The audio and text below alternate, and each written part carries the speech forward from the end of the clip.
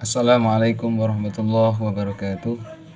Bismillahirrahmanirrahim. Alhamdulillahirabbil alamin wa bihi nasta'inu ala umuri dunya waddin.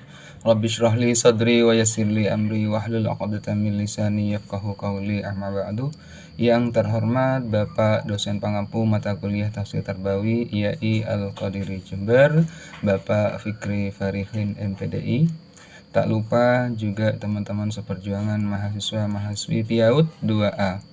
Perkenalkan, nama saya Muhammad Ali, NIM 202109485352. Pada kesempatan ini kita diberi tugas membuat video. Video ini dibuat untuk memenuhi tugas mata kuliah Tafsir Tarbawi tentang ayat-ayat Al-Quran yang berhubungan dengan pendekatan dan metode pendidikan. Al-Quran sebagai kitab suci umat Islam, di dalamnya memuat berbagai informasi tentang seluruh kehidupan yang berkaitan dengan manusia, karena memang Al-Quran diturunkan untuk umat manusia sebagai sumber pedoman dan sumber ilmu pengetahuan. Salah satunya adalah hal yang berkaitan dengan pendidikan. Pendidikan merupakan faktor penting yang menentukan kehidupan manusia. Melalui pendidikan, manusia bisa meningkatkan kualitas hidupnya. Sedangkan metode merupakan hal yang sangat penting dalam proses belajar mengajar di lembaga pendidikan. Apabila proses pendidikan tidak menggunakan metode yang tepat, maka akan sulit untuk mendapatkan tujuan pembelajaran yang diharapkan. Pendekatan dan metode pendidikan dalam Islam tidak terlepas dari sumber pokok ajaran, yaitu Al-Quran. Ayat-ayat Al-Quran tentang pendekatan dan metode pendidikan sebagaimana tercantum dalam surat yang pertama, surat Al-Maidah ayat 67. A'udzubillahi minasyaitonirrajim. Bismillahirrahmanirrahim.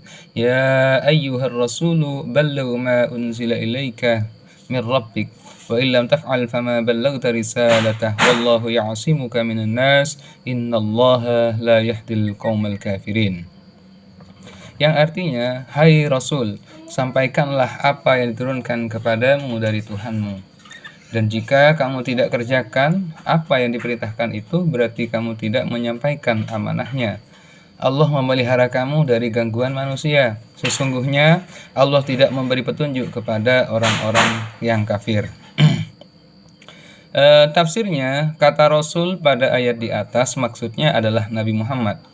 Nabi Muhammad sebagai Rasul, yaitu insanun dzakarun hurrun uhiya ilaihi bisyar'in wa umir bitablighihi. Rasul itu seorang manusia yang merdeka dan diberi wahyu oleh Allah.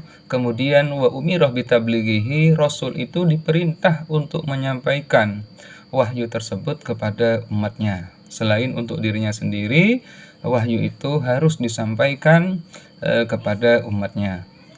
Nah, di sini Allah meminta untuk melakukan tabligh, yaitu menyampaikan ajaran agama melalui satu, yaitu secara menyeluruh dan tuntas, tanpa ada tambahan atau dikurangi atau disembunyikan. Yang kedua, konsekuen dan tegas. Tidak perlu sungkan, malu atau takut dalam menyampaikan wahyu tersebut. Berikutnya yaitu sifatnya umum, yaitu kepada seluruh umat manusia tanpa diskriminasi. Nah, Nabi Muhammad tidak mungkin dibayangkan tidak melaksanakan perintah tabligh tersebut, karena sifatnya Nabi Muhammad selaku Rasul mempunyai sifat amanah, yaitu terpercaya. Dia pasti menyampaikan seluruh ajaran Islam karena sifatnya juga siddiq, yaitu jujur. Dia pasti paham apa yang perlu disampaikan dan menyampaikannya secara kooperatif karena sifatnya fatanah, yaitu cerdas. Dan dia pasti menyampaikan kepada seluruh manusia karena sifatnya adalah tabligh, yaitu menyampaikan. Jadi sifatnya Rasul itu yaitu ada 4, siddiq, amanah, tabligh, fatanah. Nilai-nilai pendidikan pada ayat di atas yaitu sebagai seorang yang diangkat sebagai petugas atau rasul atau guru, tugasnya itu yang harus diemban itu dengan sebaik-baiknya, tidak diemban, berarti yang bersangkutan tidak bertanggung jawab karena itu dapat dicopot dari jabatannya itu kalau itu guru. Yang kedua, nilai pendidikannya adalah salah satu pendekatan pendidikan, yaitu penyampaian atas inisiatif dedikatif dan secara sepihak dari pendidik itu sendiri. Ayat yang kedua yaitu surah An-Nahl ayat 125 sampai 128. Bismillahirrahmanirrahim. Ud'u ila sabili rabbika bil hikmati wal mau'izatil hasanah wajadilhum billati hi ahsan inna rabbaka huwa a'lamu biman dhalla an sabilihi wa huwa a'lamu bil muhtadin wa in 'aqabtum fa'aqibu bimithli ma 'uqibtum bih wa la in sabartum lahu khairul lis-sabirin wasbir wa ma sabruka illa billah wa la tahzan 'alaihim wa la taku fi daykin mimma yamkurun innallaha ma'al ladzina ittaqaw wal ladzina hum muhsinun. Artinya, serulah kepada jalan Tuhanmu dengan hikmah dan pelajaran yang baik, dan bantahlah mereka dengan cara yang baik. Sesungguhnya Tuhanmu dialah yang lebih mengetahui tentang siapa yang tersesat dari jalannya, dan dialah yang lebih mengetahui orang-orang yang mendapat petunjuk. Dan jika kamu memberikan balasan, maka balaslah dengan balasan yang sama dengan siksaan yang ditimpakan kepadamu. Akan tetapi jika kamu bersabar, sesungguhnya itulah yang lebih baik bagi orang-orang yang sabar.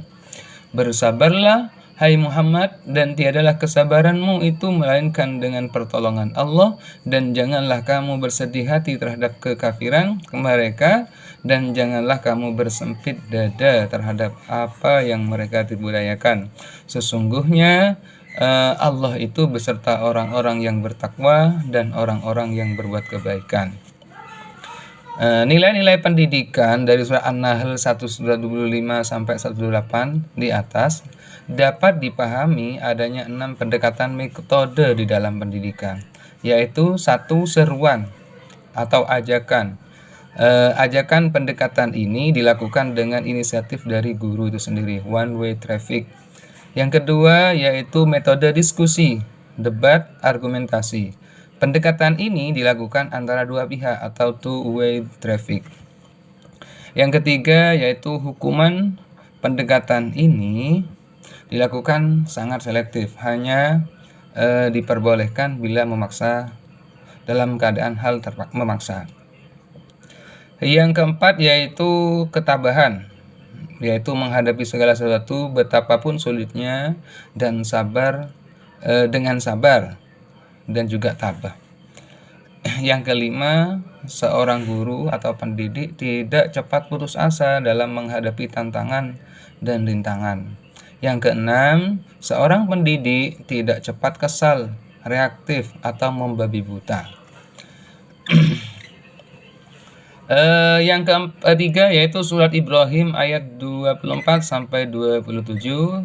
Bismillahirrahmanirrahim. Alam tara kaifa daraballahu matalan kalimatan thayyibah ka syajaratin thayyibatin asluha thabitun wa far'uha fis sama' tu'ti ukulaha kullahinin bi idzni rabbiha wa yadribullahu al-amthal lin-nasi la'allakum tadhakkarun.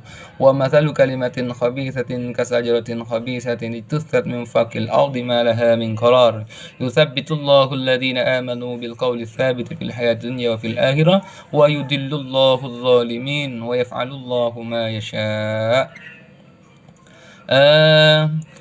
Nilai-nilai yang terkandung, nilai-nilai pendidikan yang terkandung di dalam surat Ibrahim ayat 24 sampai 27 ini, yaitu pertama di antara metode pendidikan ialah pemberian contoh. Karena contoh itu akan lebih menimbulkan kesan pengaruh yang mendalam pada jiwa terdidik atau murid. Jadi memberi contoh itu lebih baik daripada hanya memberikan perintah saja. Yang kedua, contoh yang memberikan kesan dan pengaruh pada terdidik ialah kata-kata, yaitu nasihat yang baik. Juga kata-kata itu dipraktekkan oleh yang berkata-kata dalam kurung guru, sehingga pesannya itu jelas dan tegas diterima oleh hati yang terdidik itu, muridnya. Yang ketiga, nilai pendidikan adalah kata-kata nasihat yang buruk akan menimbulkan kegoncangan dalam hati terdidik. karena tidak dengan hati nuraninya dan bertabrakan dengan kenyataan di masyarakat. Ayat yang keempat yaitu surat Al-A'raf ayat 175 sampai 177. Bismillahirrahmanirrahim.